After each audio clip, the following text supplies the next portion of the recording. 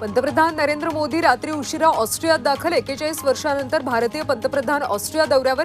वंदे मातरम धूनवर मोदींचं शानदार स्वागत.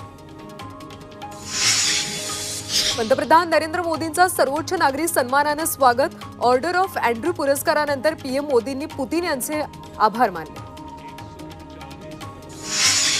शांतता पुनर्प्रस्थापनेसाठी भारत सर्व प्रकारचे सहकार्य करण्यास तयार.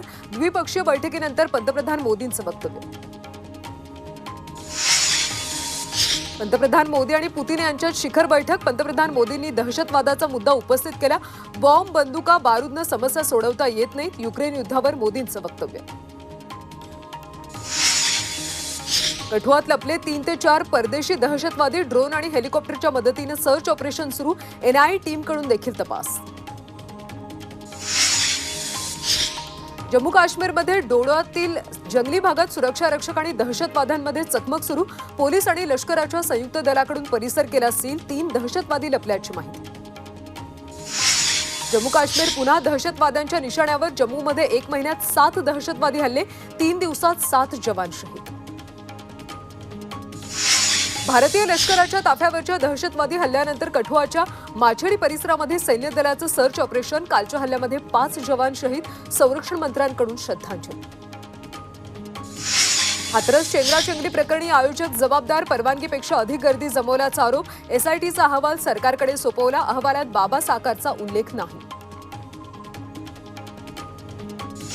नीट पेपरफुटी प्रकरणात नालंदातून 2 आरोपींना सीबीआयकडून अटक. बिहार आणि झारखंडमध्ये सीबीआयचे सर्वाधिक छापे. आता लाभार्थी परीक्षार्थींचा शोध सुरू. दिल्लीमध्येही संततधार पाऊस. दिल्लीत अनेक ठिकाणी पाणी साचलं. मनपा प्रशासनाकडून पाण्याचा निचरा करण्याचे प्रयत्न सुरू. नेपाळमधल्या मुसळधार पावसामुळे उत्तर प्रदेशामध्ये अनेक भागात पूरस्थिती. 3 बैराजमधून पाणी सोडल्याचं शरयूचा जलस्तर वाढला.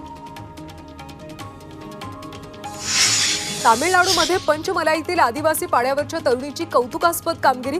पंचमलाईतली तरुणी जेई परीक्षा उत्तीर्ण होऊन त्रिचीच्या एनआयटीमध्ये मिळवला प्रवेश. तुकोबारायांच्या पालखीचा दुसरा गोल रिंगणाचा अभूतपूर्व सोहळा पाहण्यासाठी आज लाखो वारकरी इंदापुरात येणार. पालखीचा आजचा मुक्काम इंदापुरात.